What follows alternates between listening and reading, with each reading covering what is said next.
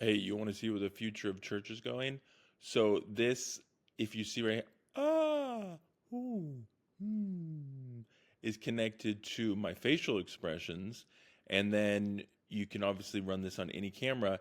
This connects to a data feed that then you could make it to where you could keep a record of every single person that came to church and their emotional engagement based off of their facial expression, a vocal burst. If they said, Amen, Amen, Amen, right? Based off of their speech. So the way they're talking, it sounds like I'm confused. It sounds like I'm awkward right now. It sounds like I'm excited. Yeah.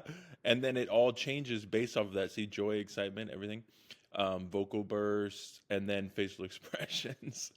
So that's the future of tracking people's emotions in real time and then keeping record of it. You want to do it for your church?